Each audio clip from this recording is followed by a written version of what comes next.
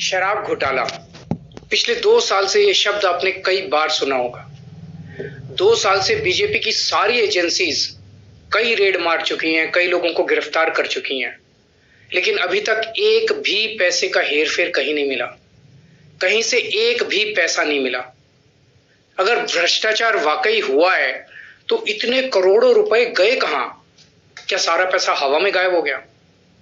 सच्चाई यह है कि किसी तरह का कोई भ्रष्टाचार हुआ ही नहीं। अगर होता तो पैसा भी मिलता। ऐसे फर्जी केस में आम आदमी पार्टी के कई नेताओं को इन्होंने अभी तक जेल में रखा हुआ है। किसी के भी खिलाफ कोई सबूत नहीं है, कुछ साबित नहीं हो रहा, खुलेआम गुंडागर्दी चल रही है, किसी को भी पकड़ के जेल में डाल दो।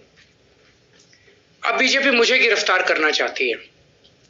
मेरी सबसे बड़ी संपत्ति, मेरी सबसे बड़ी ताकत मेरी ईमानदारी है। झूठे आरोप लगा के, फर्जी सम्मन भेज के ये मुझे बदनाम करना चाहते हैं, मेरी ईमानदारी पे चोट करना चाहते हैं। इन्होंने मुझे सम्मन भेजे हैं। मेरे वकीलों ने मुझे बताया कि ये सम्मन गैर कानूनी है। क्यों गैर कानूनी है? ये मैंने इनको विस्तार से लिख के भेजा है।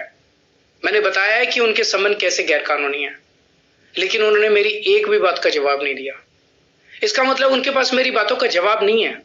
इसका मतलब वे भी मानते हैं कि उनका नोटिस गैर कानूनी है। क्या मुझे एक गैर कानूनी सम्मन का पालन करना चाहिए? अगर कानूनी रूप से सही सम्मन आएगा तो मैं पूरा सहयोग करूंगा। बीजेपी का मकसद जांच करना तो है ही नहीं। इनका मकसद तो लोकसभा चुनाव में मुझे प्रचार करने से रोकना है। ठीक लोकसभा चुनाव के पहले इन्होंने मुझे सम्मन भेजा है। क्यों? इस जांच को चलते 2 साल हो गए। अभी ठीक लोकसभा चुनाव के पहले मुझे क्यों बुलाया जा रहा है? पहले क्यों नहीं बुलाया? सीबीआई ने मेरे को 8 महीने पहले बुलाया था।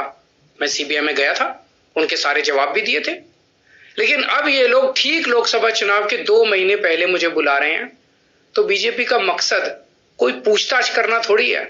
इनका मकसद है पूछताछ के बहाने केजरीवाल को बुला लो और उसे गिरफ्तार कर लो, ताकि मैं लोकसभा चुनाव में प्रचार ना कर पाऊं।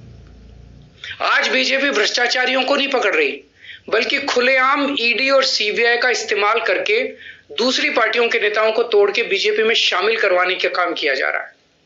एक नहीं, दो नहीं, कितने उदाहरण हैं जहां किसी पार्टी के नेता के खिलाफ ईडी सीबीआई के मामले चल रहे थे या उन पे गंभीर आरोप लगे हुए थे। जैसे ही वो नेता बीजेपी में शामिल हुए, उनके सारे पुराने मामले बंद कर दिए गए या ठंडे बस्ते में डाल दिए गए। तो जो इनकी पार्टी ज्वाइन कर लेता है, उसके सारे मामले रफा दफा कर दिए जाते हैं। जो इनकी पार्टी में नहीं जाता, वो जेल जाता है। आज मनीष सिसोदिया, संजय सिंह और विजय नायर इसलिए जेल में नहीं है कि उन्होंने भ्रष्टाचार किया है। वो इसलिए जेल में है क्योंकि उन्होंने बीजेपी में शामिल होने से इनकार कर दिया है।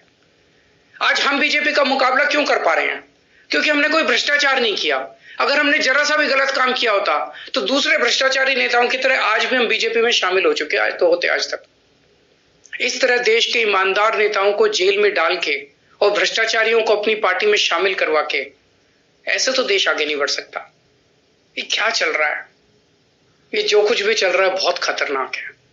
ये हमारे जनतंत्र के लिए बहुत गलत है। इसे रोकना होगा। मैं हमेशा देश के लिए लड़ा हूं। मेरा तन मन धन देश के लिए है। मेरी एक एक सांस देश के लिए है। मेरी खून की एक एक बूंद देश के लिए है। मेरे शरीर का एक एक कतरा देश के लिए समर्पित है। हमें मिलकर देश को बचाना है। मैं पूरी जी जान से इनके खिलाफ लड़ रहा हूं।